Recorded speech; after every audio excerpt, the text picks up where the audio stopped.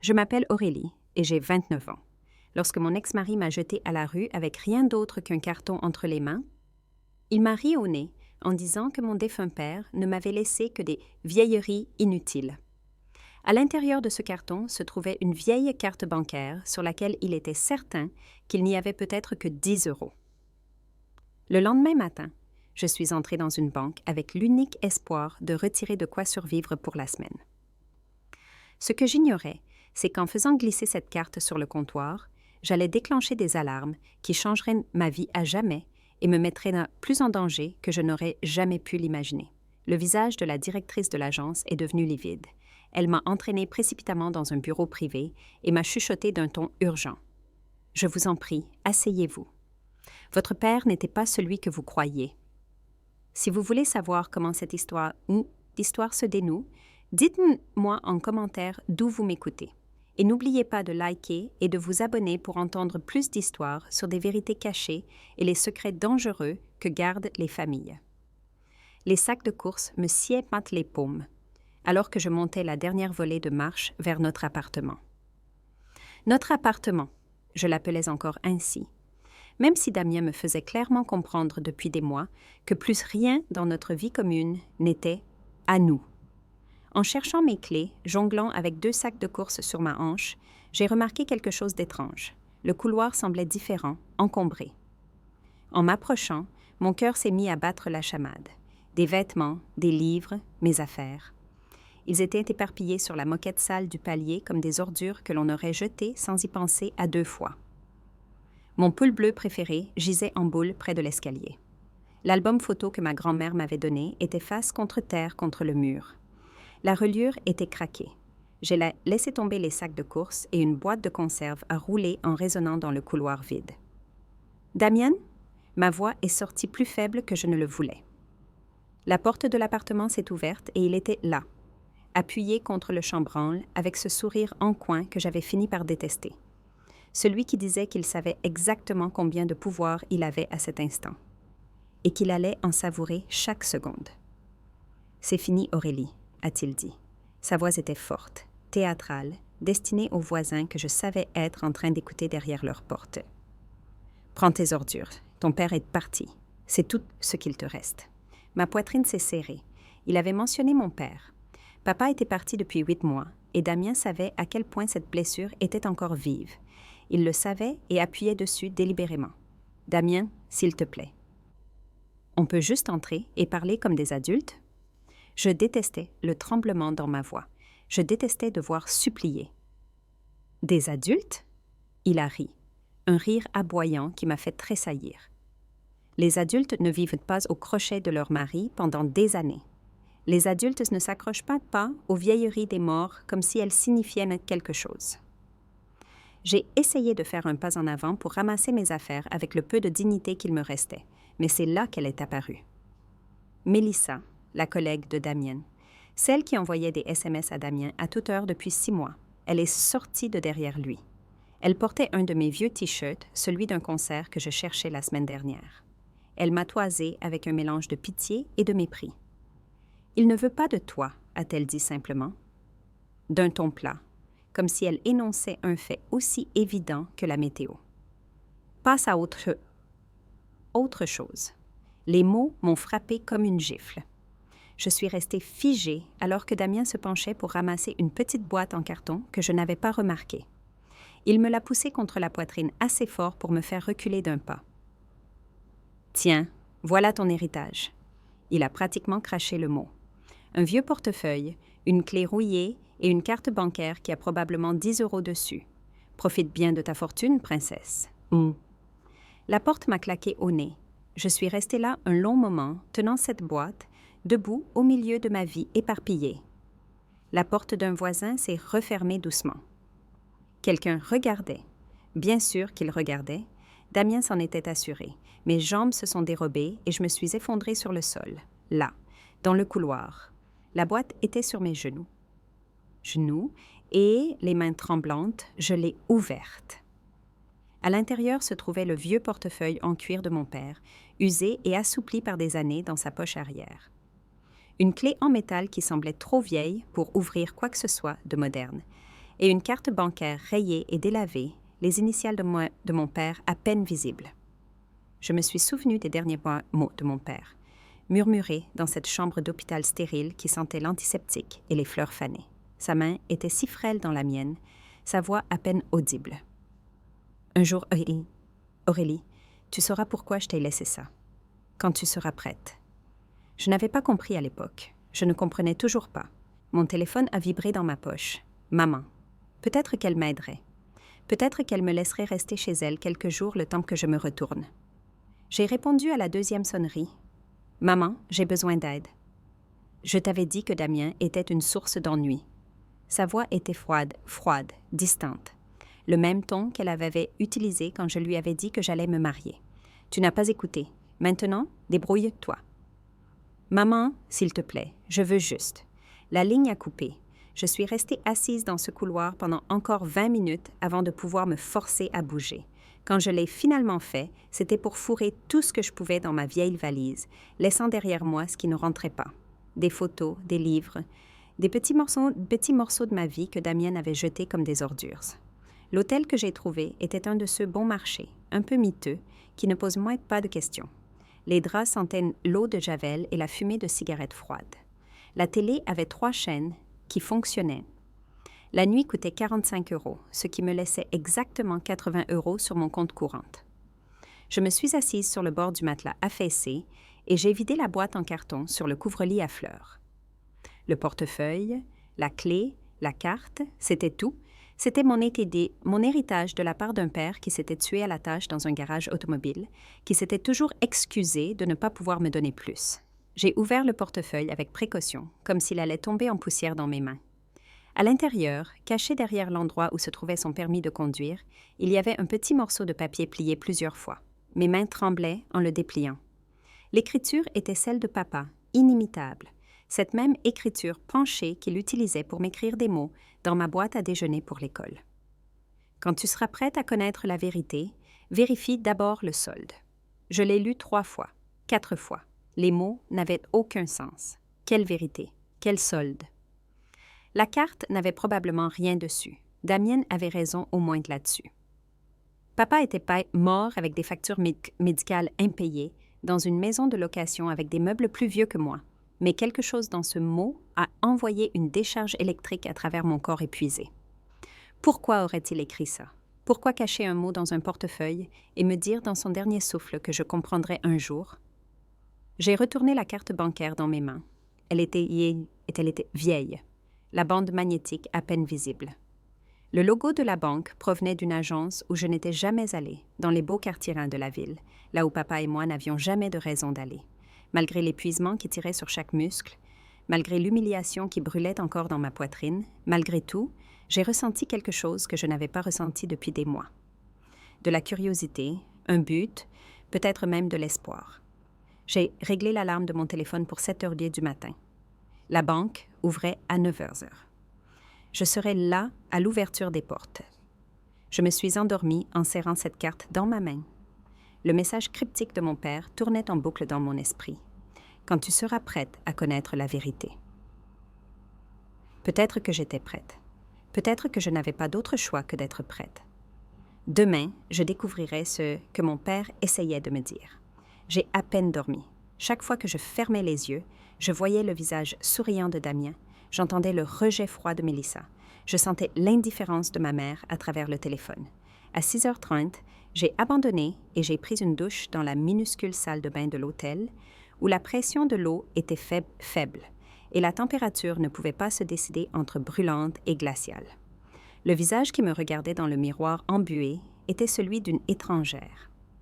Des cernes sombres sous des yeux rougis. Des cheveux qui avaient déjà besoin d'être lavés. Le genre d'expression épuisée et vaincue que j'avais vue sur d'autres femmes et que je m'étais promis de ne jamais porter. Je me suis habillée avec les vêtements les plus propres que j'ai pu trouver dans ma valise, un jean et un pull qui n'étaient que légèrement froissés. Assez présentable pour une banque, espérais-je. J'ai attaché mes cheveux, pris une inspiration et ramassé la carte. La banque se trouvait dans les quartiers chics, là où les trottoirs étaient nets propres et les vitrines fraîchement peintes. Je me suis sentie déplacée immédiatement, trop consciente de mes chaussures usées et de mon mascara de la veille. Une femme en tailleur est passée devant moi sans un regard, parlant rapidement dans son téléphone de rapports trimestriels. Les portes vitrées de la banque étaient lourdes, le genre qui chuchote « argent » quand elles se referment derrière vous. À l'intérieur, tout n'était que marbre crème et éclairage tamisé. De la musique classique jouait doucement. Quelques clients étaient assis dans la zone d'attente, consultant leur téléphone ou lisant des journaux. Je me suis approchée du guichet où un jeune employé aux cheveux soigneusement coiffés et portant un badge au nom de Maxime organisait une pile de brochures. Il a levé les yeux avec un sourire de service client bien rodé qui n'atteignait pas tout à fait ses yeux. « Bonjour, comment puis-je vous aider aujourd'hui? » J'ai besoin de vérifier le solde d'un compte. Ma voix semblait trop calme, trop incertaine. Je me suis éclairci la gorge. Sur cette carte.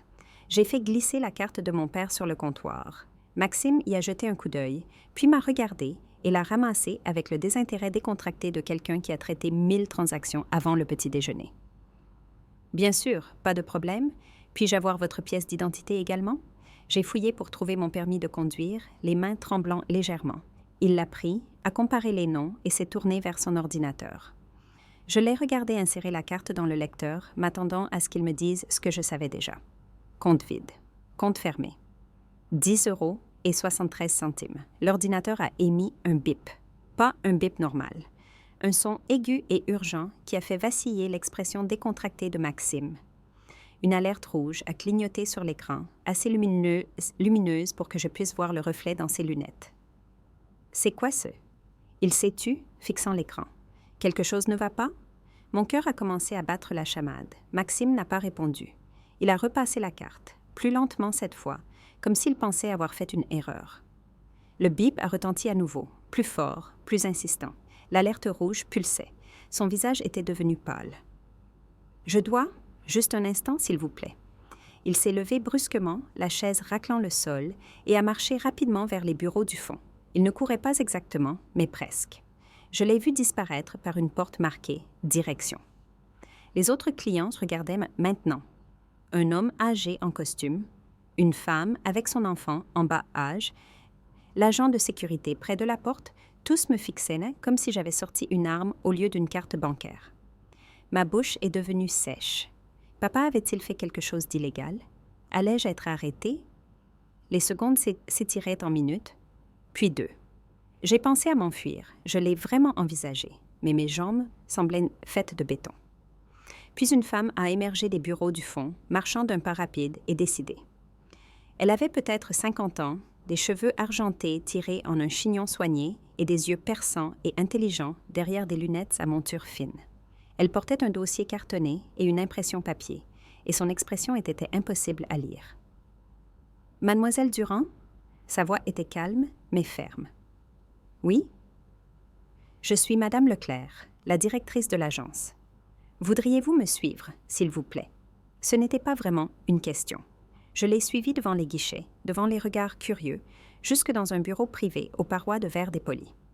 Elle a fermé la porte et m'a indiqué un fauteuil en cuir. « Asseyez-vous, je vous en prie. » Mes mains se tordaient l'une l'autre sur mes genoux.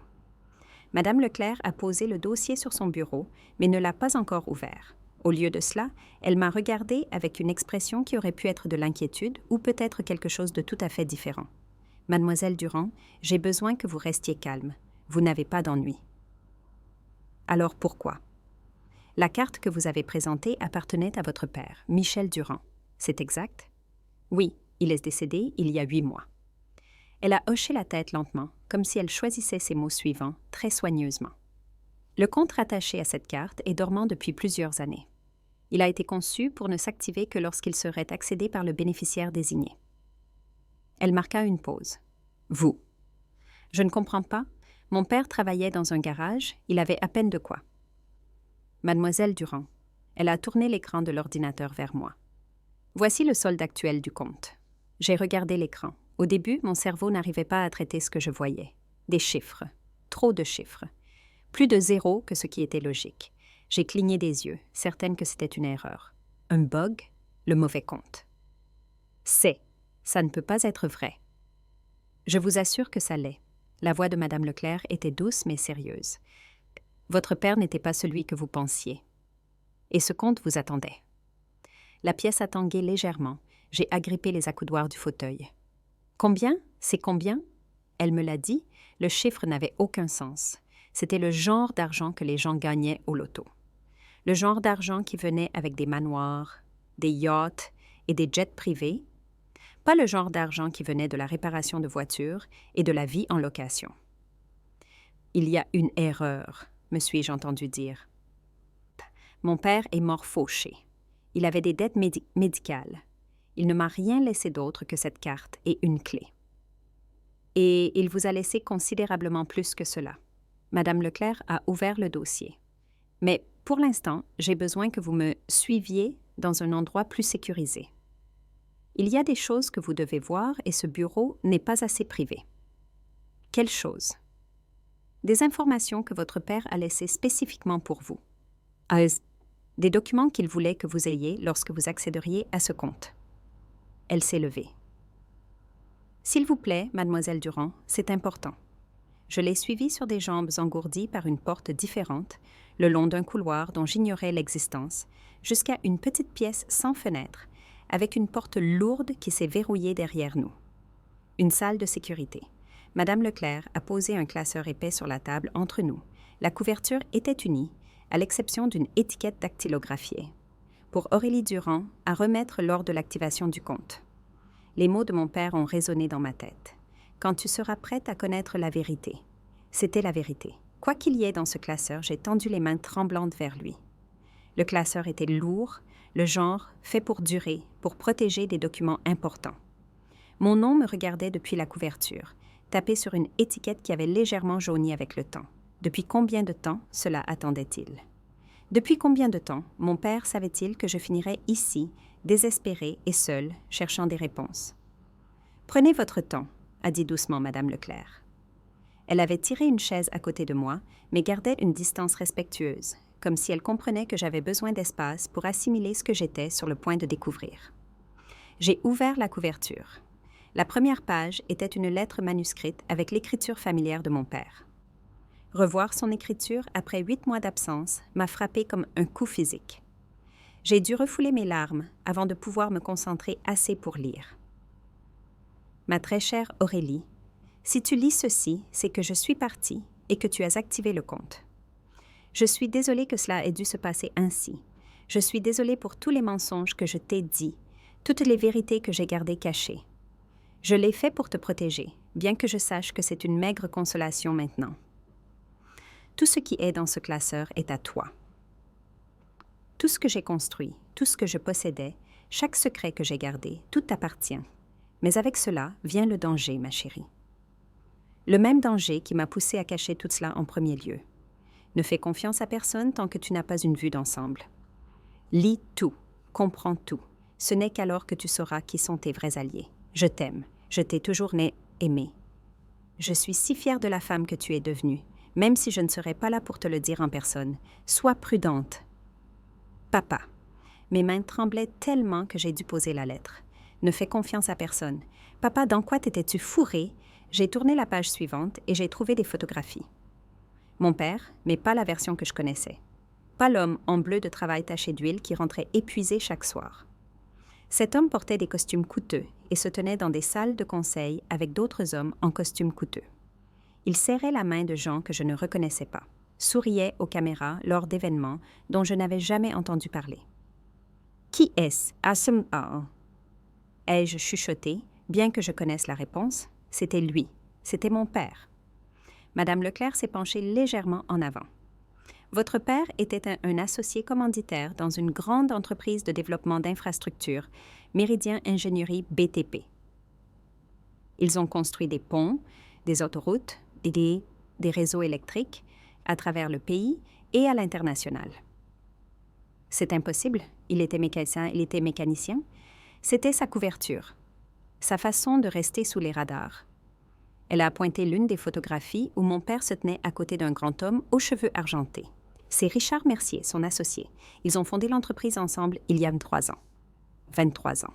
J'avais 6 ans à l'époque. Je venais juste d'entrer au CP, vivant dans notre petite maison de location avec un toit qui fuyait. Pendant que je mangeais des céréales premier prix et portais des vêtements d'occasion, mon père avait construit un empire. J'ai tourné la page et trouvé des documents financiers et un mondier des contrats, des certificats d'action, tous portant la signature de mon père et la mienne, mon nom tapé à côté du sien sur des documents datés d'il y a des années, certains de quand j'étais enfant, d'autres adolescente. Il a tout mis dans une fiducie à votre nom, a expliqué Madame Leclerc. Pour des raisons fiscales, oui, mais principalement pour la protection. S'il lui arrivait quoi que ce soit, si quelqu'un venait chercher, les actifs ne remonteraient pas jusqu'à lui. Ils remonteraient jusqu'à vous. Et vous n'étiez qu'une enfant, invisible. Protection contre quoi? Mais au moment même où je demandais, je me suis souvenu de la lettre. Le même danger. J'ai continué à tourner les pages, mon esprit luttant pour absorber les informations. Acte de propriété, portefeuille d'investissement, propriété de brevet. Les chiffres étaient vertigineux. Chaque page révélait une autre couche de richesse, une autre vie secrète que mon père avait vécue tout en prétendant être quelqu'un d'ordinaire. Et puis j'ai trouvé la chronologie. C'était un document manuscrit, page après page de dates et d'événements. Chroniqué de l'écriture soignée de mon père. Chaque fois qu'il avait travaillé tard, chaque voyage d'affaires qu'il avait fait, chaque mensonge qu'il m'avait dit sur où il allait et pourquoi, tout cela mis à nu, expliqué, contextualisé. La fois où il avait dit qu'il était à une conférence de mécaniciens à Lyon, il était en fait à Dubaï en train de négocier un contrat pour un projet de ponte. Les semaines où il prétendait aider un ami à ouvrir un garage à Bordeaux, il avait été en réunion avec des représentants du gouvernement au sujet du développement d'infrastructures. Les nuits tardives nées au garage avaient été des nuits tardives dans des bureaux d'entreprise à examiner des offres et signer des contrats. Toute mon enfance avait été une fiction soigneusement construite.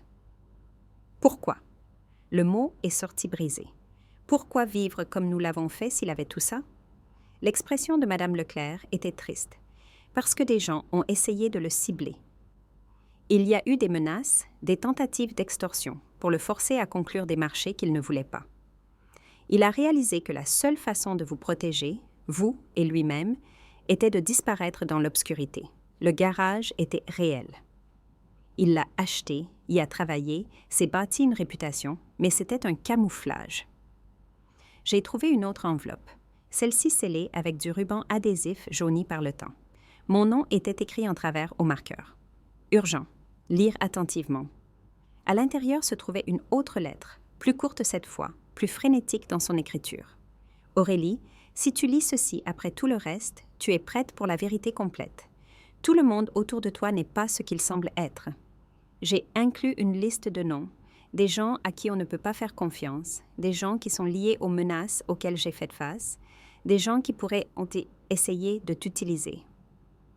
Ta mère est sur cette liste. Je suis désolée. Elle était au courant pour l'argent et elle m'en voulait de le lui avoir caché. Quand nous avons divorcé, elle a essayé de réclamer la moitié de tout, mais l'avocat l'a arrêtée parce que techniquement tu possédais tout. Elle ne nous a jamais pardonné, ni à l'un ni à l'autre. Il y en a d'autres sur cette liste. Étudie-la attentivement. Et Aurélie, la clé que je t'ai laissée. Elle ouvre un autre coffre, un coffre privé, séparé du système bancaire. Tu devras le trouver.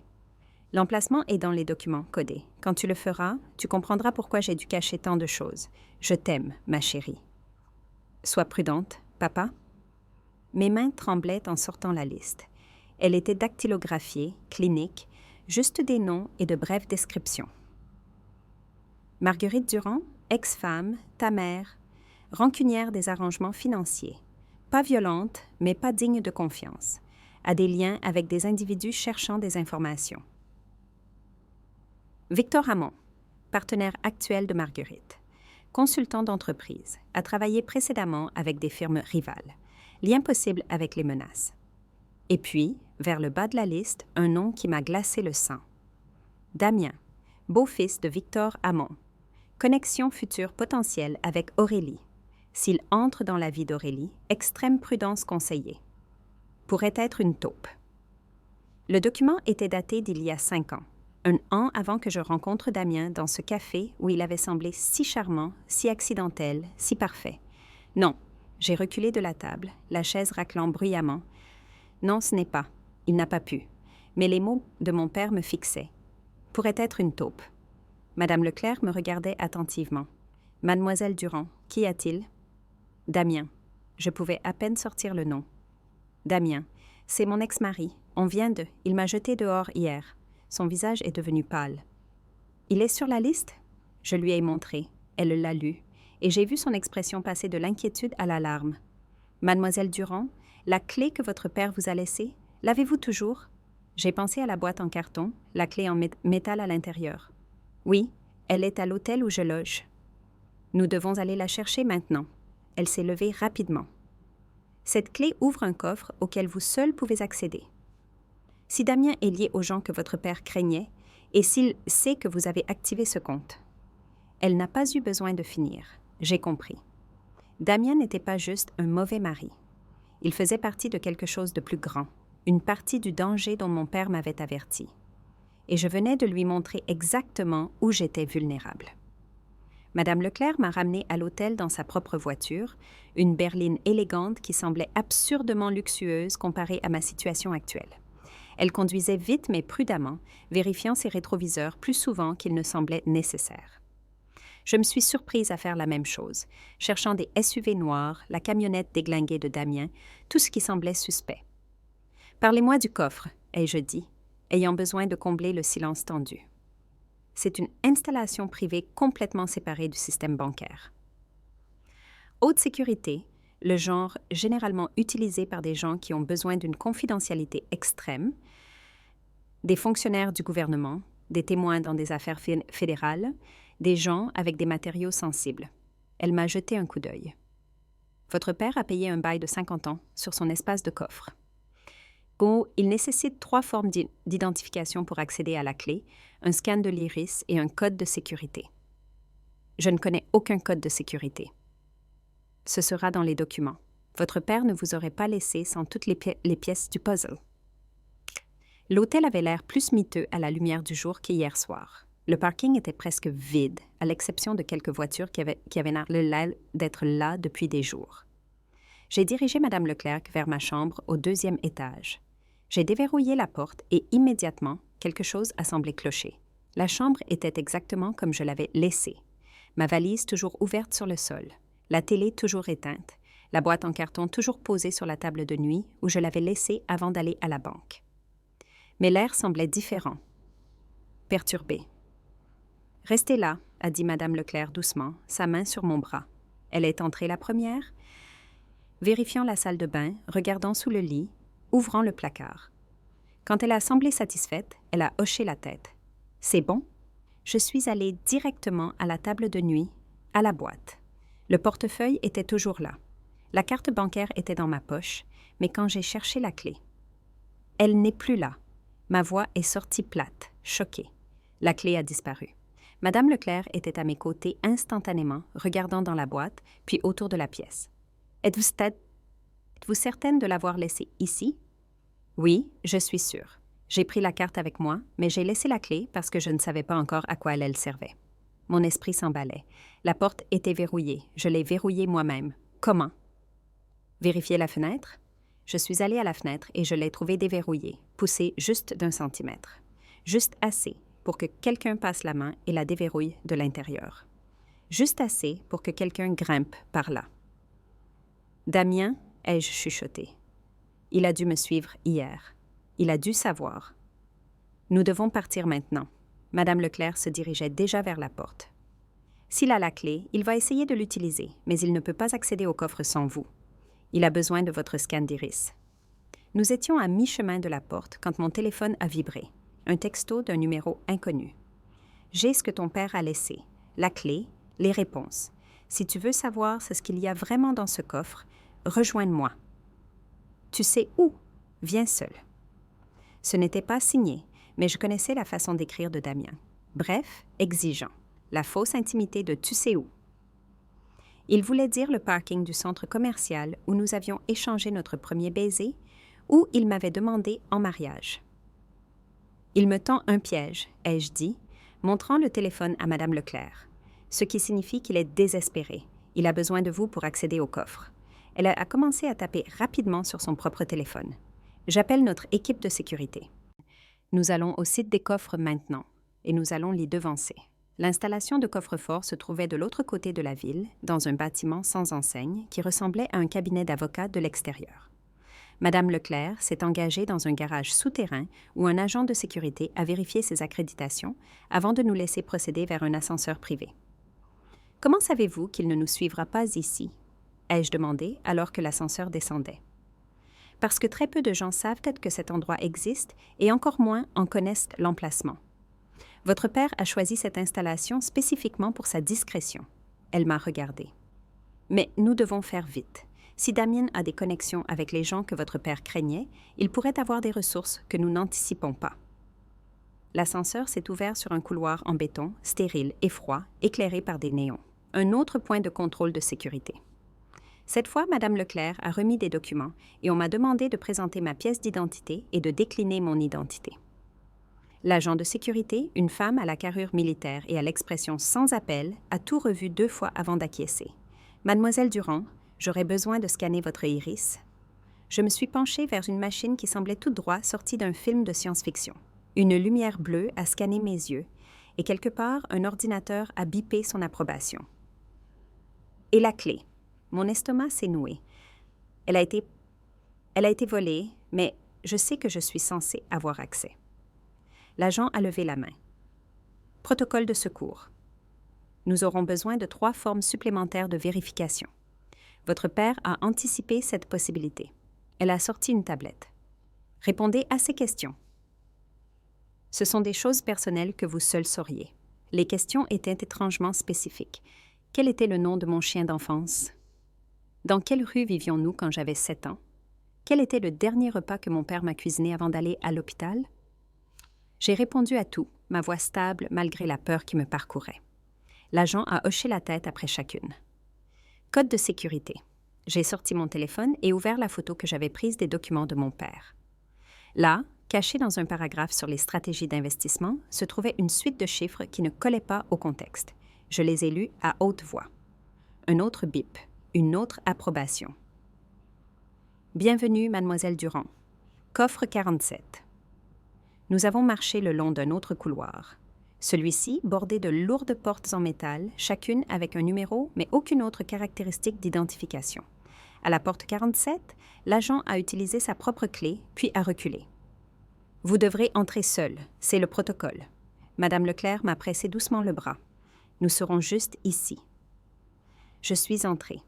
Le coffre-fort était plus petit que je ne l'imaginais, peut-être 3 mètres par 3, avec des murs gris et une seule lumière au plafond. Au centre de la pièce se trouvait une boîte en métal noir de la taille d'une mallette avec mon nom gravé sur une plaque argentée sur le dessus. Je m'en suis approchée lentement, presque effrayée de la toucher. C'était ce que mon père avait caché. C'était la vérité qu'il avait gardée sous clé. J'ai soulevé le couvercle. À l'intérieur se trouvaient des disques durs, le genre utilisé pour stocker des quantités massives de données, des clés USB, des dossiers épais de documents et de photographies, des douzaines d'entre elles, montrant mon père avec un homme que je ne reconnaissais pas. Ils se tenaient devant un chantier de construction, portant tous deux des casques de chantier, souriant tous deux comme s'ils venaient d'accomplir quelque chose d'important. Il y avait une coupure de journal, jaunie et fragile, avec un titre qui m'a coupé le souffle. Un ingénieur de premier plan meurt dans un accident suspect. Les autorités enquêtent. L'article parlait de Richard Mercier, l'associé de mon père. L'accident s'était produit il y a 8 ans. L'enquête avait été close, sans poursuite, mais quelqu'un avait écrit dans la marge avec l'écriture de mon père. Pas un accident. Ils l'ont tué. Mes mains tremblaient en ramassant une enveloppe scellée marquée de lettres rouges. Urgent, lire en premier. Je l'ai déchirée. Aurélie. Richard n'est pas mort dans un accident. Il a été assassiné parce qu'il était sur le point de rendre publiques des informations sur la corruption dans l'entreprise. Pot de vin, rapports de sécurité falsifiés, contrats attribués au moins de 10 ans quel que soit le risque. J'ai les preuves. C'est sur ces disques. Email, dossier financier, enregistrement audio, tout ce que Richard a rassemblé avant qu'il ne le tue. Je me suis tue parce que j'avais peur. Peur qu'il s'en prenne à moi. Peur qu'il s'en prenne à toi. Mais en me taisant, je les ai laissés s'en tirer. Je les ai laissés continuer à blesser des gens, à faire des économies de bouts de chandelle, à construire des infrastructures qui pourraient s'effondrer et tuer des milliers de personnes. Je te donne un choix que je ne me suis jamais donné. Tu peux prendre ces preuves et les enterrer. Protège-toi. Vis la vie tranquille que j'ai toujours voulu pour toi. Ou tu peux faire ce que Richard et moi aurions dû faire il y a des années. Tu peux les exposer. Si tu choisis cette voie, sache que ce sera dangereux. Ces gens ont de l'argent, du pouvoir, des connexions. Ils ont déjà tué une fois. Ils n'hésiteront pas à le refaire, mais tu auras aussi des ressources maintenant. De l'argent, une protection, des avocats qui ne peuvent pas être achetés. Tu n'affronteras pas cela seul. Quoi que tu choisisses, je comprendrai et je t'aimerai. Papa. Je suis restée là dans ce coffre, entourée de preuves de complot et de meurtre, tenant la dernière lettre de mon père, et j'ai tout compris. Damien n'était pas juste mon ex-mari. Il était une taupe, quelqu'un envoyé pour se rapprocher de moi afin de découvrir si je savais quelque chose sur les secrets de mon père. Et quand le compte s'est activé, quand je suis entrée dans cette banque avec la carte de mon père, j'avais envoyé un signal de détresse à tous ceux qui attendaient ce moment. Ils savaient que j'avais les preuves maintenant et ils feraient n'importe quoi pour les récupérer. J'ai rassemblé les disques, les documents, tout ça, et j'ai tout replacé soigneusement dans la boîte. Puis je l'ai porté hors du coffre dans le couloir où Madame Leclerc attendait. « Nous devons appeler la police ?» ai-je dit. Non, mieux que ça. Nous devons appeler la police judiciaire. Madame Leclerc a regardé la boîte dans mes bras, puis mon visage, et elle a souri, un petit sourire fier. J'espérais que vous diriez ça. Madame Leclerc portait la boîte noire, tandis que je la suivais de près, mon esprit encore sous le choc de tout ce que je venais de découvrir. Meurtre, complot, preuves qui pourraient faire tomber des gens puissants. Mon père ne m'avait pas seulement laissé de l'argent, il m'avait laissé une arme. Nous avons marché dans ce couloir sombre vers l'ascenseur, nos pas résonnant sur les murs en béton.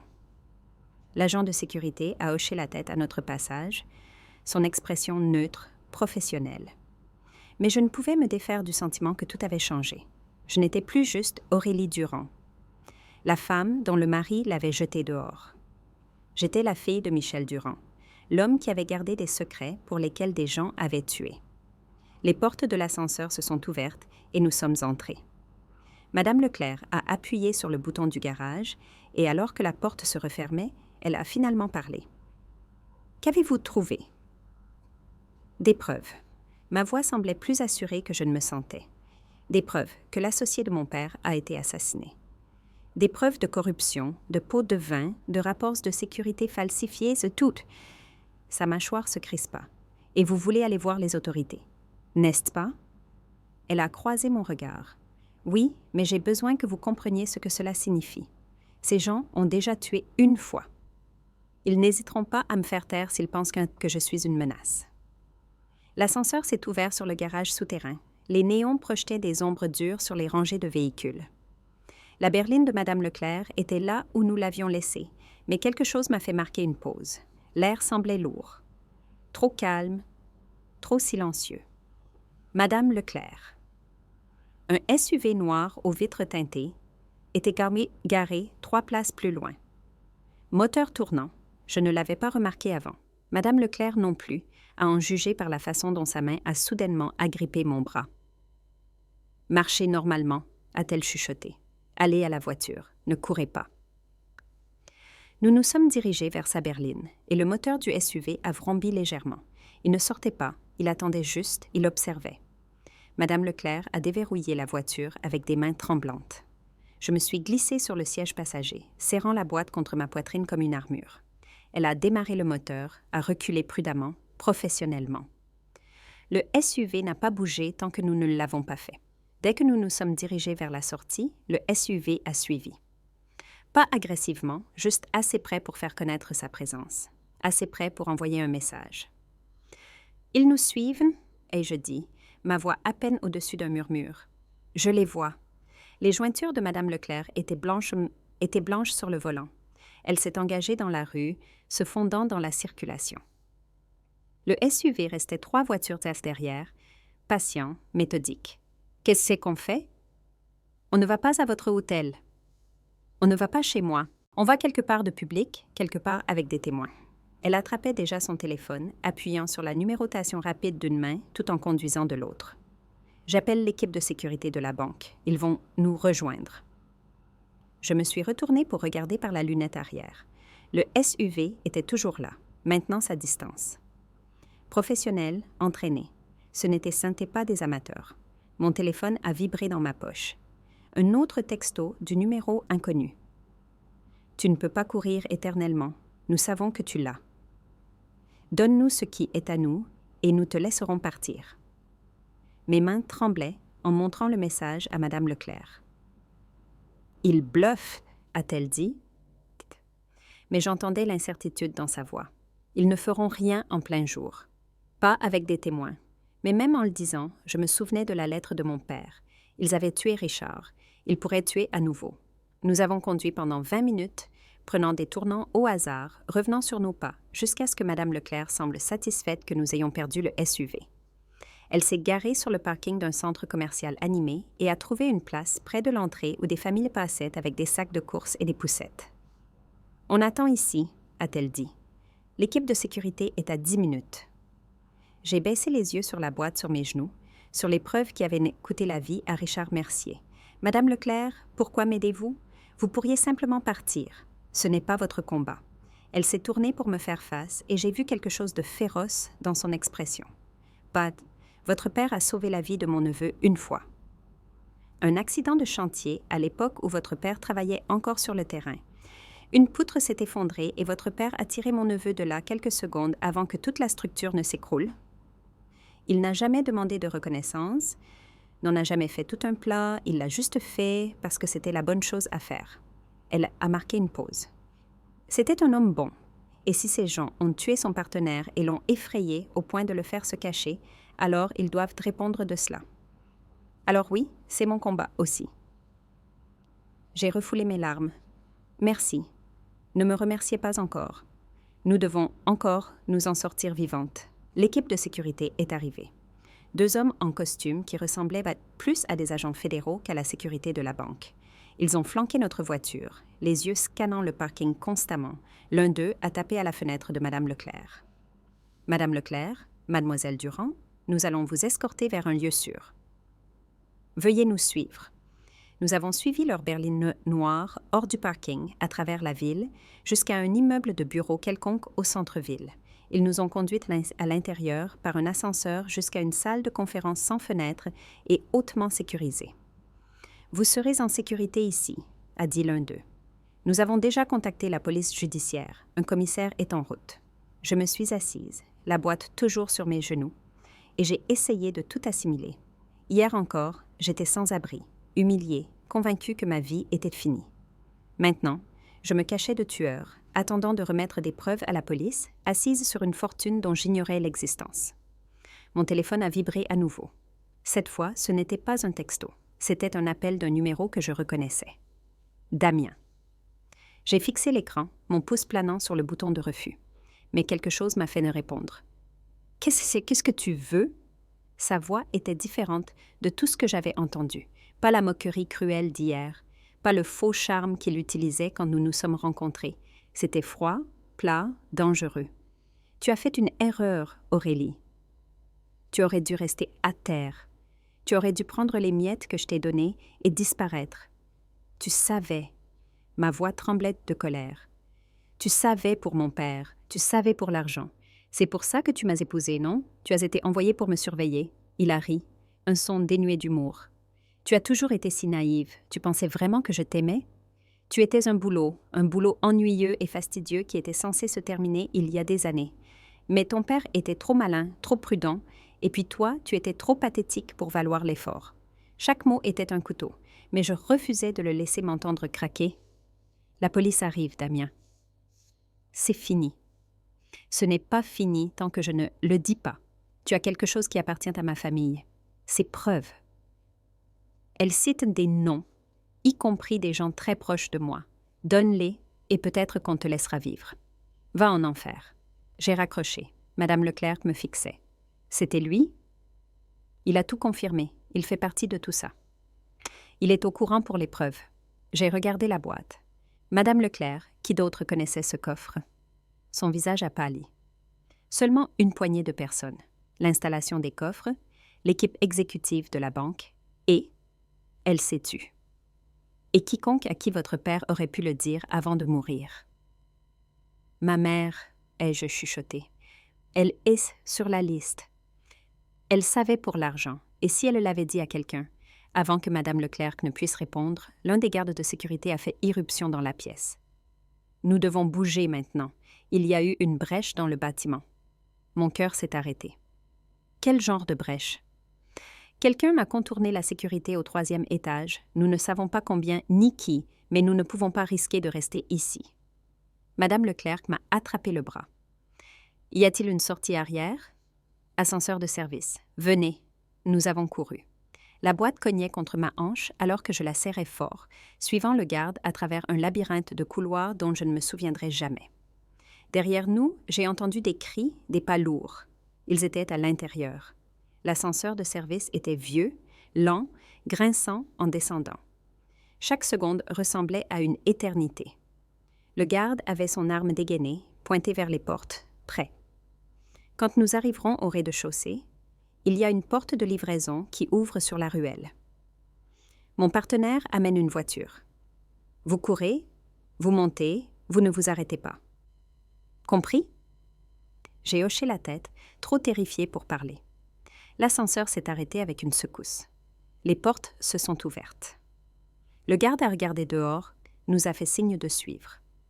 Nous avons couru dans un couloir miteux qui sentait les ordures et les produits de nettoyage vers une porte en métal avec un panneau de sortie. Le garde l'a poussé et la lumière du soleil m'a aveuglé un instant. La ruelle était étroite, bordée de bennes à ordures.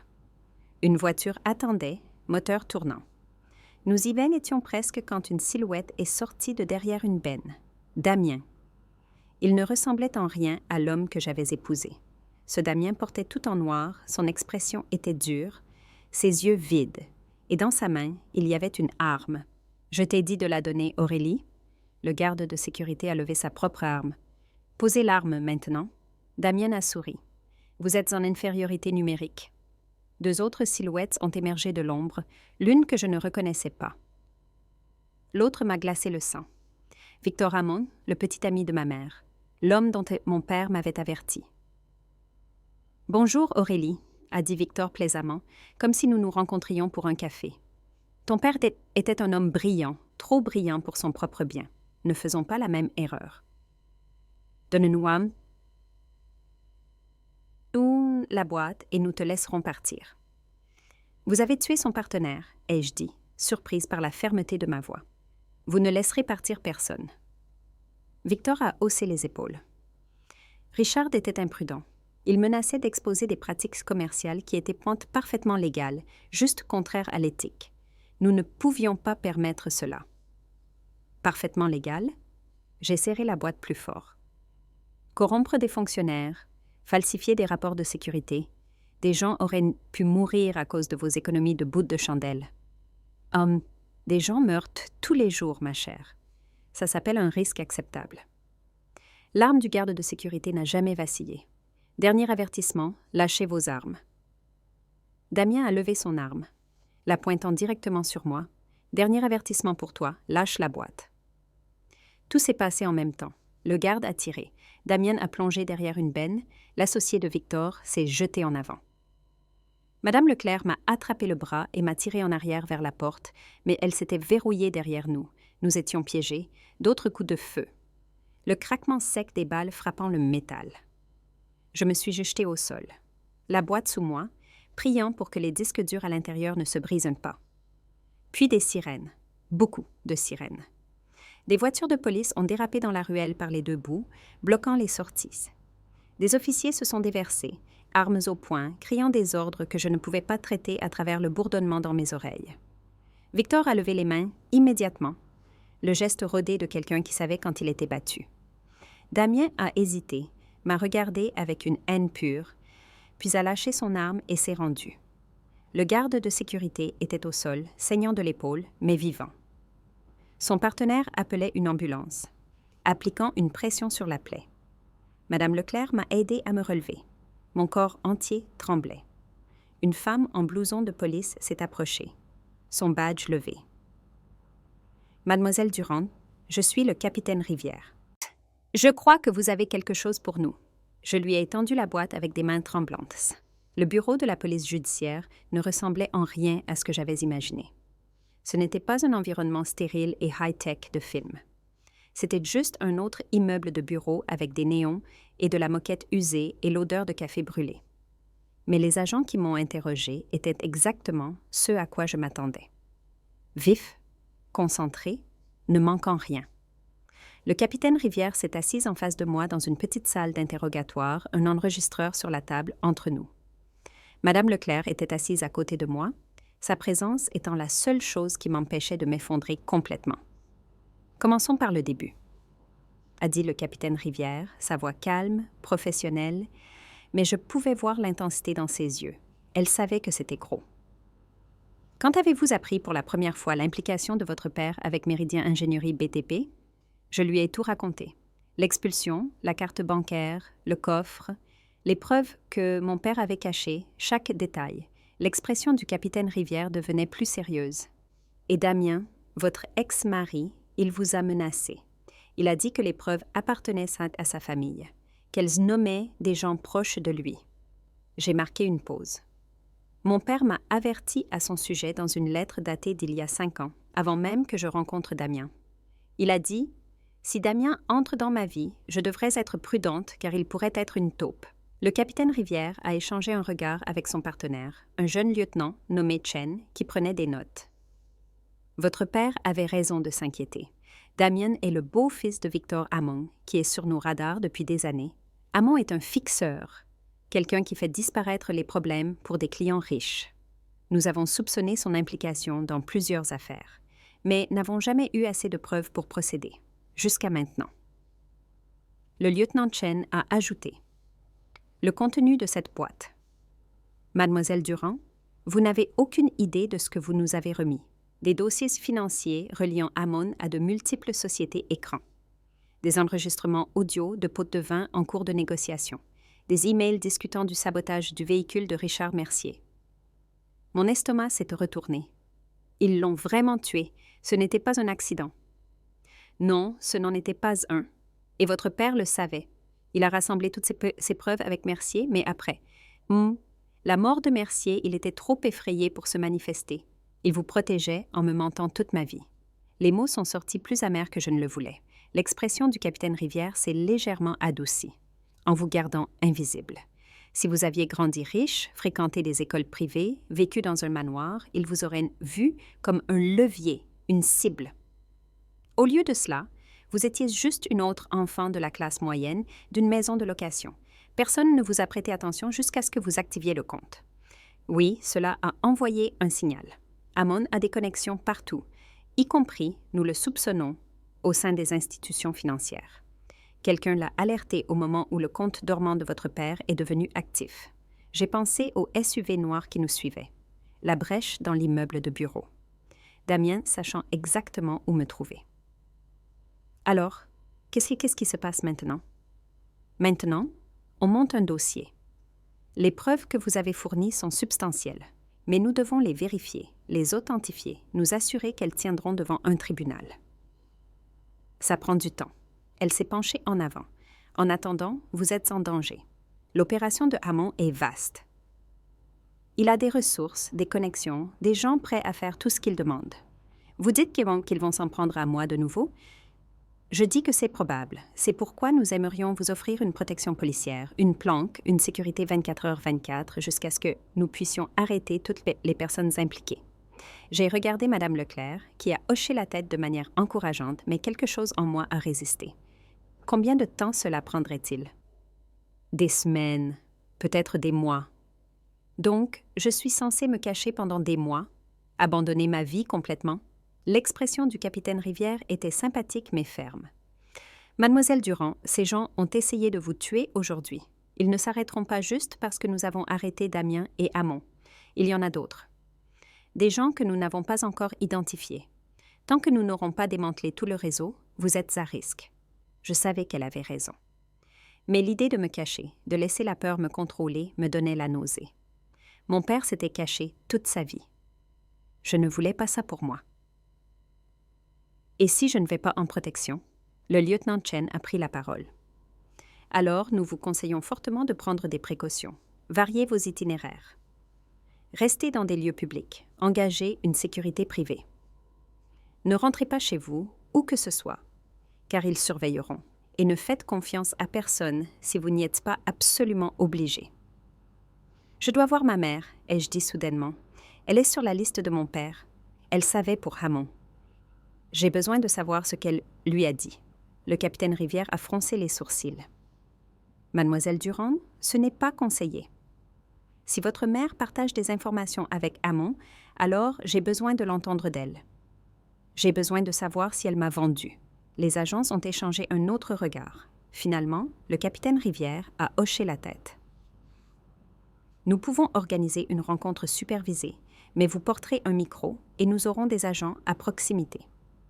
Si ça tourne mal, ça ne tournera pas mal, ai-je dit avec plus de confiance que je n'en ressentais.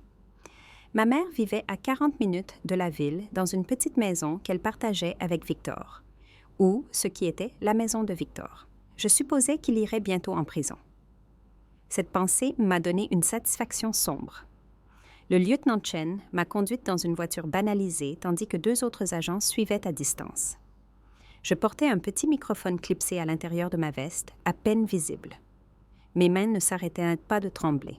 « Vous n'êtes pas obligé de faire ça », a dit le lieutenant Chen alors que nous nous garions dans la rue de ma mère. « Nous avons déjà assez de preuves. » L'implication de votre mère. « J'ai besoin de savoir, l'ai-je interrompu. J'ai besoin de l'entendre le dire. » Il a hoché la tête et s'est garé plus bas dans la rue. « Nous écouterons. Au moindre signe de problème, on intervient. Compris? » Je suis sortie de la voiture et j'ai marché vers la maison où j'avais passé des fêtes gênantes et des dîners de famille forcés occasionnels. Le jardin était envahi par la végétation. La peinture s'écaillait. Rien n'y ressemblait à un foyer. J'ai frappé, attendu, frappé encore. La porte s'est ouverte et ma mère se tenait là, en peignoir, un verre de vin à la main, bien qu'il soit à peine midi. Elle avait l'air plus vieille que dans mes souvenirs, fatiguée, les yeux cernés de rouge. Elle n'avait pas l'air surprise. Je me demandais quand tu te montrerais. « Je peux entrer ?» Elle s'est écartée sans un mot. La maison sentait le renfermé, la cigarette et le désespoir. Je l'ai suivie dans le salon où elle s'est effondrée sur le canapé et a bu une longue gorgée de vin. « Victor a été arrêté », a-t-elle dit platement. « Je suppose que c'est ton œuvre. C'est l'œuvre de la police. Je leur ai juste donné les preuves. » Elle a ri, un son dur, brisé. « Bien sûr que tu l'as fait. Sainte Aurélie, faisant la bonne chose, tout comme ton père. » Tu savais. Je suis restée debout, refusant de m'asseoir. Tu savais dans quoi Victor était impliqué. Tu savais pour Damien, et tu as laissé faire quand même. Laissé faire. Elle m'a regardée avec des yeux injectés de sang. J'ai essayé de te mettre en garde contre Damien. Je t'ai dit de ne pas l'épouser. Tu m'as dit qu'il était une source d'ennui. Tu ne m'as pas dit qu'il était une taupe envoyée par ton petit ami pour m'espionner. Elle a tressailli. Je ne le savais pas. Pas au début, mais tu as deviné. Un long silence. Elle a bu plus de vin. Victor et moi avons commencé à sortir ensemble il y a environ 6 ans. Il était charmant, avait du succès, était attentionné, tout ce que ton père n'était pas. Il savait comment me faire sentir spécial. Quand lui as-tu parlé de l'argent de papa? Un autre tressaillement. Environ 1 an après, nous parlions de nous marier et je pensais qu'il méritait de savoir que mon ex-mari était secrètement riche, même si rien de tout ça n'était légalement à moi. Elle a posé son verre d'une main tremblante. Il est devenu très intéressé après ça. Il a commencé à poser des questions sur les affaires de ton père, ses partenaires, ses investissements. Je n'y ai vu aucun mal. Tu n'y as vu aucun mal? Ai-je répété, ma voix s'élevant. Ou tu ne voulais pas y penser parce que tu obtenais ce que tu voulais? Ce que je voulais. Elle s'est levée, la colère traversant son visage. Ce que je voulais, c'était la vie que j'aurais dû avoir. L'argent que ton père m'a caché, qu'il a mis à ton nom comme si je n'étais rien. Sais-tu ce que ça faisait? De t'élever dans cette minuscule maison, en comptant chaque centime alors que des millions d'euros dormaient sur un compte auquel je ne pouvais pas toucher? Il nous protégeait. Il nous contrôlait. Il prenait chaque décision, cachait chaque vérité, et puis il est mort et t'a tout laissé pendant que je n'avais rien. Elle pleurait maintenant, des larmes de colère coulant sur son visage. Alors oui, quand Victor a montré de l'intérêt pour le passé de ton père, je lui ai dit ce que je savais. Et oui, quand il a suggéré que Damien pourrait être un bon parti pour toi, je ne l'ai pas découragé parce que je pensais que peut-être, enfin, j'obtiendrais ce que je méritais. La pièce semblait trop petite, trop chaude. Je pouvais à peine respirer. Ils ont tué Richard Mercier. Ils ont saboté sa voiture. Et tu les as aidés à se rapprocher des preuves qui auraient pu le prouver il y a des années. Je ne savais rien de tout ça. Sa voix s'est brisée. Je le jure, Aurélie, je ne savais pas qu'ils avaient tué quelqu'un. Je pensais que c'était de l'espionnage industriel. Peut-être quelques affaires louches. Je ne savais pas. Mais tu avais des soupçons et tu n'as rien fait. Elle s'est effondrée à nouveau sur le canapé, couvrant son visage de ses mains. Qu'est-ce que j'étais censée faire? J'avais déjà tout dit à Victor. Si j'avais essayé de te prévenir, essayez de prévenir ton père. Il t'aurait coupé de tout, ai-je terminé. Et tu ne pouvais pas risquer ça. Elle m'a regardée, le mascara coulant sur ses joues, et je n'ai pas vu ma mère, mais une étrangère. Quelqu'un qui avait choisi le confort au courage, la sécurité à la vérité. Quelqu'un qui avait vendu sa propre fille pour la promesse d'une part d'argent à laquelle elle n'avait jamais eu droit. « Je suis désolée », a-t-elle chuchoté. « Je suis tellement désolée, Aurélie. » « L'es-tu ou es-tu juste désolée de t'être fait prendre ?» Elle n'a pas eu de réponse. Je me suis retournée et j'ai marché vers la porte. Ma main était sur la poignée quand elle a parlé à nouveau. « Ton père t'aimait plus que tout. Je l'ai détesté pour ça parfois. Il serait mort pour toi. » Et d'une certaine manière, je suppose qu'il l'a fait. Je l'ai regardée. Cette femme qui m'avait donné naissance, mais n'avait jamais vraiment été une mère. Il n'est pas mort pour moi. Il a vécu pour moi. Il a construit quelque chose et l'a protégé, et s'est assuré que j'irais bien quand il serait parti. C'est ça l'amour, parce que c'est ça. Je suis sortie et je n'ai pas regardé en arrière. Le lieutenant Chen attendait près de la voiture. Il n'a pas demandé comment ça s'était passé. Il avait entendu chaque mot à travers le micro. Il a juste ouvert la portière et m'a emmenée. Mon téléphone a vibré alors que nous retournions vers la ville. Un texto d'un numéro inconnu, mais je savais que ce n'était pas Damien cette fois. « Nous savons où tu es. Nous savons ce que tu as fait. Ce n'est pas fini. » Je l'ai montré au lieutenant Chen. Sa mâchoire s'est crispée. « Nous devons vous emmener dans une planque maintenant. » Non. J'ai été surprise par la fermeté de ma propre voix. Fini de courir, fini de se cacher. Ces gens ont contrôlé ma vie entière sans même que je le sache. Mon père a passé des années à avoir peur. Ma mère m'a vendue pour de l'argent. Damien a fait semblant de m'aimer tout en m'espionnant. J'ai fini de les laisser avoir du pouvoir sur moi. Lieutenant, emmenez-moi à la maison de mon père, sa vraie maison, où qu'elle soit. Celle qu'il possédait vraiment. Je veux la voir. Le lieutenant Chen avait l'air de vouloir discuter, mais quelque chose dans mon expression a dû le convaincre. Il a passé un coup de fil, a parlé doucement à quelqu'un, puis a hoché la tête. « D'accord, mais je viens avec vous, et les renforts aussi. » Nous avons conduit pendant 1 heure hors de la ville, vers la campagne. La maison se trouvait au bout d'une longue allée bordée d'arbres, une belle bâtisse en pierre avec de grandes fenêtres. Rien d'ostentatoire, mais confortable, réel, le genre de maison que mon père avait probablement rêvé de me donner. Le lieutenant Chen a d'abord sécurisé la maison, s'assurant qu'elle était sûre. Puis il m'a laissé entrer. Elle était meublée, mais semblait inhabitée, comme une exposition de musée. J'ai marché à travers des pièces remplies des affaires de mon père, ses livres, ses photographies, sa vie. Une vie que je n'avais jamais connue. Dans son bureau, j'ai trouvé un tiroir verrouillé dans le bureau. La clé de la boîte en carton s'adaptait parfaitement. À l'intérieur se trouvaient d'autres lettres, d'autres documents et une dernière enveloppe qui m'était adressée. « Si tu lis ceci, » commençait-elle, « alors tu as choisi de te battre. Je suis fière de toi, mais sois prudente. Il y a encore une chose que tu dois savoir. Les preuves que je t'ai laissées sont importantes, mais ce n'est pas la seule copie. J'ai envoyé un autre jeu à quelqu'un en qui j'ai confiance, quelqu'un qui a travaillé avec Richard et moi, qui sait tout. S'il t'arrive quoi que ce soit, elle s'assurera que la vérité éclate. Son nom est Sarah Chen. C'est une journaliste. Trouve-la. Elle t'aidera à finir ça. Une journaliste? Quelqu'un qui pourrait tout exposer, qui pourrait s'assurer que l'histoire soit racontée, même si le dossier de la police s'effondrait. J'ai pris une photo du nom et de l'adresse, puis j'ai appelé le lieutenant Chen dans la pièce. « Je dois trouver quelqu'un », ai-je dit. Et après, on en finit avec ça. Le bureau de Sarah Chen était dans un immeuble quelconque du centre-ville, le genre qui abritait des dentistes et des comptables. Sa porte avait une simple plaque. Chen Investigations and Research. La couverture parfaite pour une journaliste spécialisée dans l'exposition de la corruption.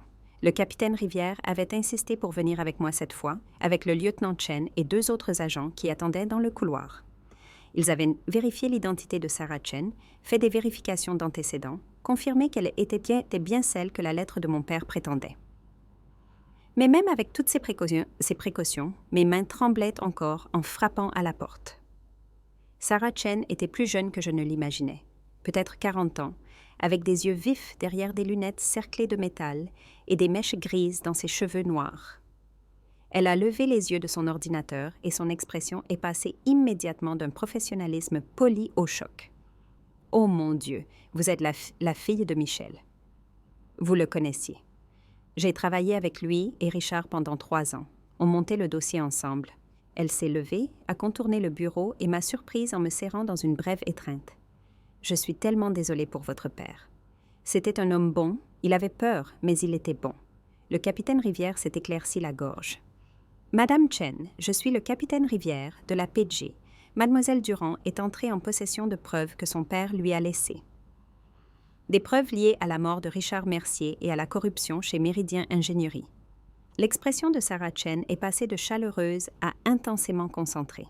« Vous avez ouvert le coffre. »« Il y avait 2 coffres, ai-je dit. J'ai trouvé des preuves dans le second. Mon père a dit que vous aviez des copies. Je les ai depuis 8 ans. J'attendais le bon moment pour publier, mais j'avais besoin de quelque chose pour les corroborer. Quelque chose au-delà de la parole de Richard et Michel. Des documents d'entreprise, des dossiers financiers, des enregistrements. » Elle m'a regardée avec espoir. « Votre père a-t-il laissé ça? »« Tout.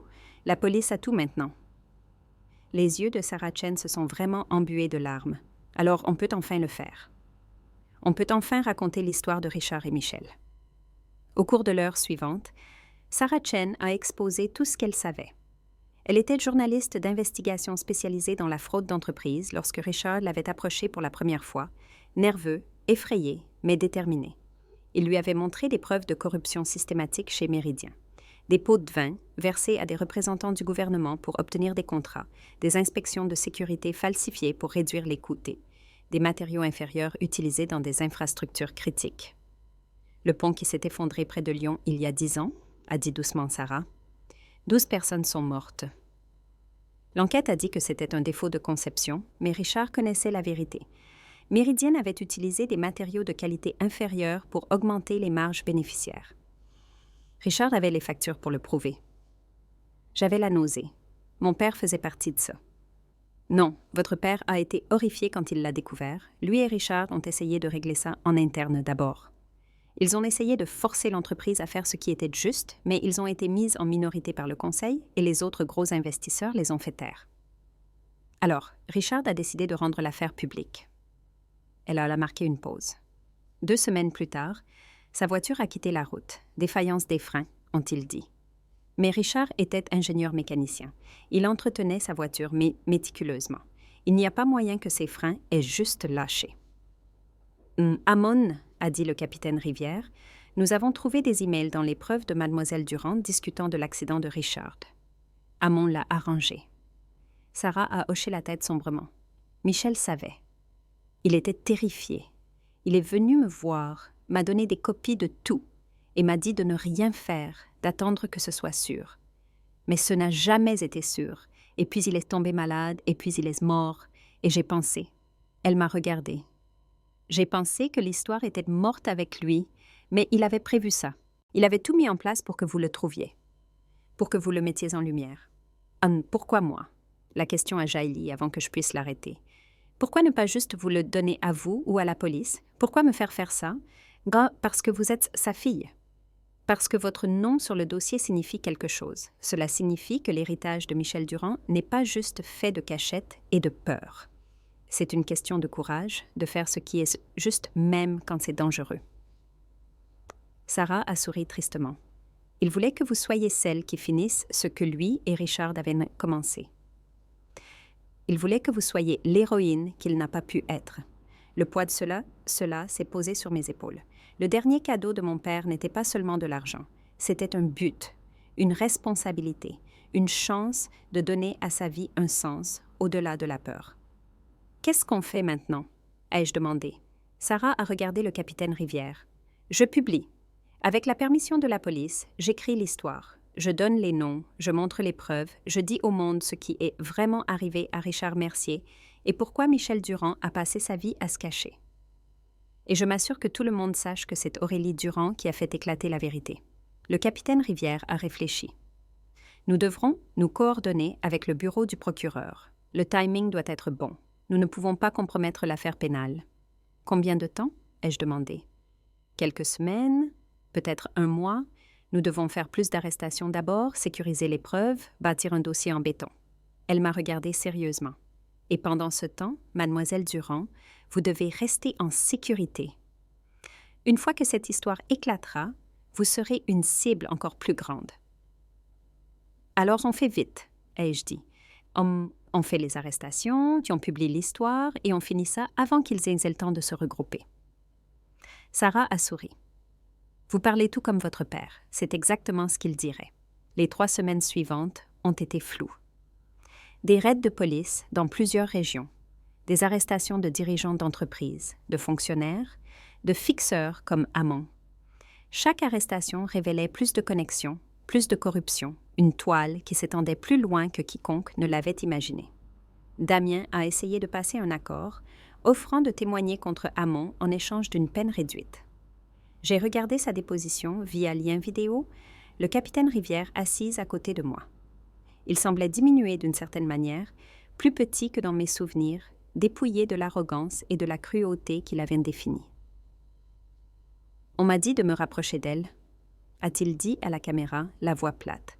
« De faire en sorte qu'elle me fasse confiance, de l'épouser si nécessaire, de découvrir ce que son père savait, ce qu'il aurait pu lui dire. Victor a dit que ce serait de l'argent facile. Juste surveiller une moins que rien dont le père avait quelque chose que Victor voulait. » « Et quand Michel Durand est mort, » a demandé le procureur. Victor s'est inquiété. Il a dit que le vieux aurait pu laisser des informations derrière lui, avoir mis en place des plans de secours. Il voulait que je reste proche d'Aurélie, m'assurer qu'elle ne trouve rien.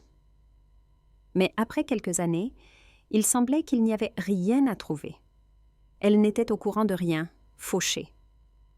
Victor a perdu intérêt, a dit de la larguer. « Alors vous l'avez expulsée ?»« Ouais. » Il n'a même pas eu la décence d'avoir l'air honteux. J'en avais marre de jouer à la dinette avec elle de toute façon. Elle était pathétique. J'ai regardé dire ces mots et je n'ai rien ressenti. Pas de colère, pas de haine, juste de la pitié pour la personne vide et petite qu'il avait toujours été. Hamon, par contre, a maintenu son innocence jusqu'à la fin amère. Ses avocats ont déposé motion après motion pour essayer de supprimer les preuves, pour essayer de faire rejeter les charges. Mais les preuves étaient accablantes. Dossiers financiers, enregistrements audio, témoignages d'anciens employés qui avaient enfin trouvé le courage de parler. Et puis, il y avait la voiture de Richard Mercier. La police l'avait trouvée dans une fourrière, programmée pour la destruction. Le travail d'investigation de Sarah l'avait localisée il y a des années, mais sans enquête criminelle, elle n'avait pas pu y accéder.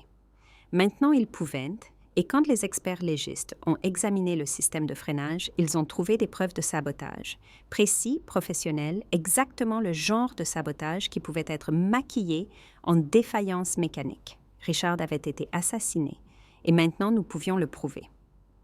Des semaines après que je sois entrée dans cette banque avec la carte de mon père, Sarah a publié son article.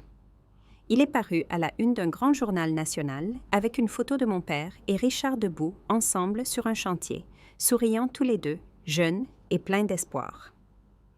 Les lanceurs d'alerte. Comment 2 ingénieurs ont découvert une fraude massive et ont payé le prix ultime. L'article exposait tout, la corruption, les dissimulations, le meurtre, et mon rôle pour avoir finalement tout mis en lumière. Mon téléphone a explosé d'appels et de messages. Des médias voulant des interviews, des avocats offrant leurs services, des gens dont je n'avais pas eu de nouvelles depuis des années, soudainement très intéressés par ma vie. J'ai ignoré la plupart d'entre eux, mais j'ai accepté une interview filmée avec Sarah pour raconter l'histoire de mon père avec mes propres mots. Michel Durand était un héros, ai-je dit, regardant directement la caméra. Il avait des défauts et il avait peur, mais il a fait ce qui était juste. Il a protégé les preuves. Il m'a protégée et il s'est assuré que la vérité éclaterait finalement. C'est ça son héritage, pas l'argent, pas l'entreprise. Qatum, c'est la vérité. L'interview est devenue virale. En quelques jours, il y a eu des appels pour des enquêtes parlementaires, des réformes réglementaires, pour que des comptes soient rendus. L'action Méridien s'est effondrée. L'entreprise a déposé le bilan. Des dirigeants ont démissionné ou ont été virés. Le projet de pont qui avait été attribué grâce au système de pots de vin de Hammond a été fermé pour examen de sécurité. Et à travers tout cela, je suis restée dans la maison de mon père, protégée par des policiers, regardant les dominos tomber. Le tribunal était bondé. Les caméras des médias bordaient les marches à l'extérieur, les journalistes jouant des coudes pour une place.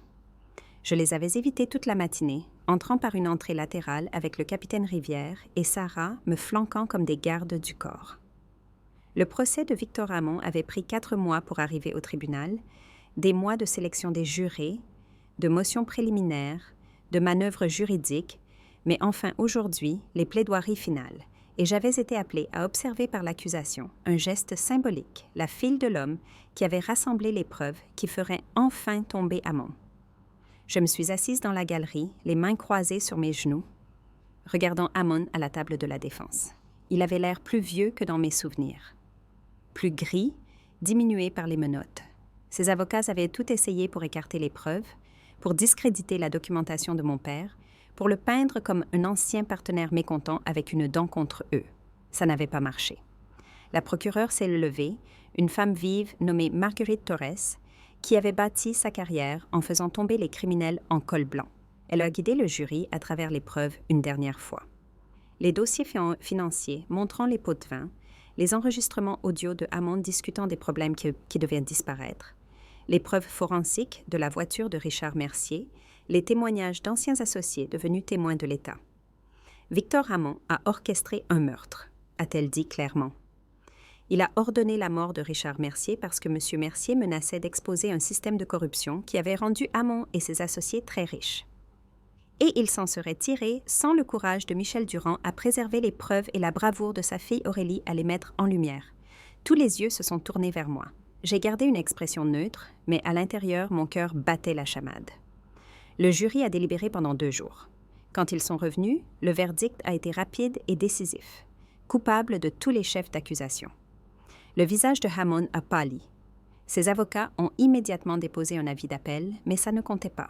Il allait en prison pour le reste de sa vie. Le procès de Damien est venu 2 semaines plus tard. Sa peine a été plus légère, 15 ans, avec possibilité de libération conditionnelle en échange de son témoignage contre Hamon. Je n'y ai pas assisté. J'avais dit tout ce que j'avais besoin de dire dans ma déclaration de victime lue par la procureure pendant que j'attendais dehors. Damien est entré dans ma vie comme un mensonge, avais-je écrit. Il a fait semblant de m'aimer, m'a épousé, m'a manipulé et m'a finalement trahi de la manière la plus cruelle possible.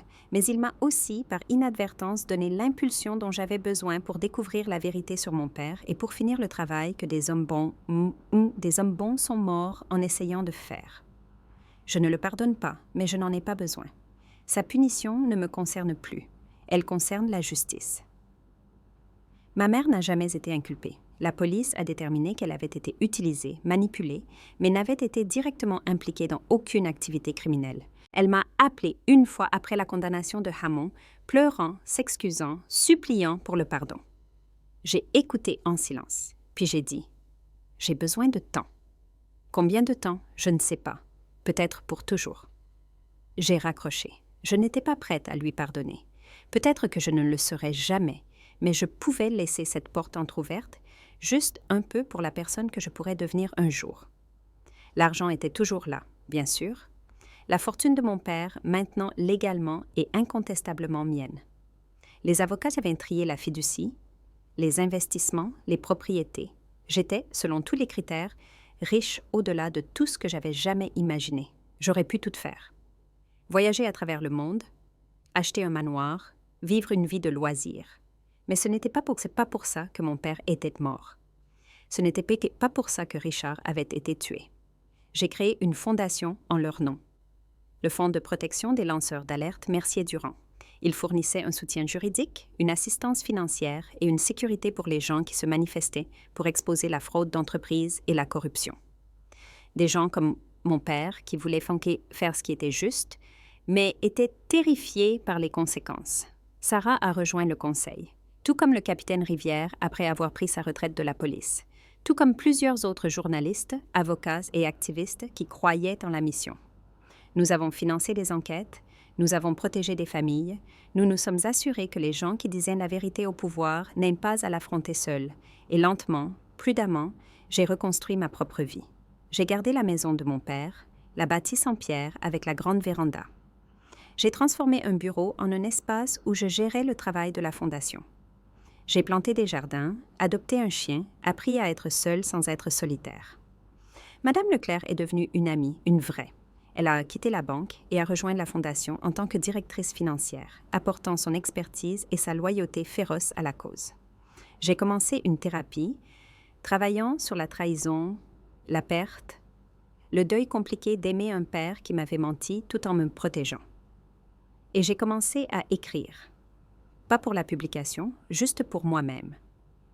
Mon histoire, l'histoire de mon père, la vérité que j'avais découverte et ce qu'elle avait coûté. 1 an après être entrée dans cette banque avec la carte de mon père, je suis revenue pour la première fois, pas pour accéder à des comptes ou rassembler des preuves, mais juste pour une visite. Maxime, le jeune employé qui avait traité ma carte en premier, m'a reconnue immédiatement. « Mademoiselle Durand, c'est bon de vous voir? » « Vous aussi, Maxime. »« Comment allez-vous? » »« Bien, vraiment bien. » Cette histoire que vous avez aidé à exposer, c'est tout ce dont on a parlé pendant des mois. Vous avez fait une chose incroyable. Mon père a fait une chose incroyable. Je l'ai juste fini. J'ai marché à travers la banque, me souvenant de ce moment où tout avait changé, quand l'ordinateur avait bipé son alarme, quand Madame Leclerc avait émergé du bureau du fond avec de grands yeux, quand j'avais vu pour la première fois ces chiffres impossibles sur l'écran, cela semblait être il y a une vie. Cela semblait être hier. J'ai trouvé Madame Leclerc à son ancien poste. Elle était revenue visiter aussi, nostalgique de l'endroit où tout avait commencé. Je pensais justement à ce premier jour, ai-je dit. Elle a souri. Quand vous êtes entré en ayant l'air de n'avoir pas dormi depuis 1 semaine, agrippant cette carte comme si c'était un billet de loterie gagnant. Est-ce que c'était vraiment il y a seulement 1 an? 1 an, 1 semaine et 3 jours? Mais qui compte? Elle a passé son bras sous le mien. Venez, je vous offre un café, on peut porter un toast à votre père et au fait d'avoir fini ce qu'il a commencé. Nous sommes sortis de la banque ensemble, sous le soleil, vers un avenir que mon père avait construit pour moi, mais que j'avais choisi pour moi-même. Cette nuit-là, je suis retournée dans son bureau et j'ai relu sa première lettre, celle qui avait attendu dans le coffre, expliquant tout, m'avertissant, me faisant confiance. Je suis si fière de la femme que tu es devenue, même si je ne serais pas là pour te le dire en personne. Je t'entends, papa, ai-je chuchoté à la pièce vide. Je t'entends enfin. J'ai enfermé la lettre soigneusement et éteint les lumières. Demain, la Fondation annoncerait le financement de 3 nouvelles enquêtes. Demain, je rencontrerai un journaliste qui avait découvert une fraude dans une entreprise pharmaceutique et avait besoin de protection. Demain, je continuerai le travail. Mais ce soir, je me suis laissée reposer. Je me suis laissée être fière. Je me suis laissé croire que peut-être, enfin, la vérité avait été suffisante. Mon père m'avait laissé plus que de l'argent. Il m'avait laissé un but. Il m'avait laissé du courage. Il m'avait laissé la chance de transformer sa peur en action, sa cachette en révélation, sa mort en sens. Et je l'avais saisi. Les vieilleries inutiles que Damien m'avait jetées, la carte, le portefeuille, la clé, avaient ouvert des portes dont j'ignorais l'existence. M'avaient montré qui j'étais vraiment. M'avait donné le pouvoir de changer les choses. Il s'est avéré que papa m'avait laissé tout ce qui comptait et je m'étais assurée que ça compte. Si quelqu'un que vous aimiez avait vécu une double vie pour vous protéger, préféreriez-vous avoir su la vérité ou avoir vécu paisiblement dans le mensonge? Laissez vos pensées ci-dessous et n'oubliez pas de liker et de vous abonner pour plus d'histoires sur les secrets de famille, la trahison et le courage qu'il faut pour affronter la vérité.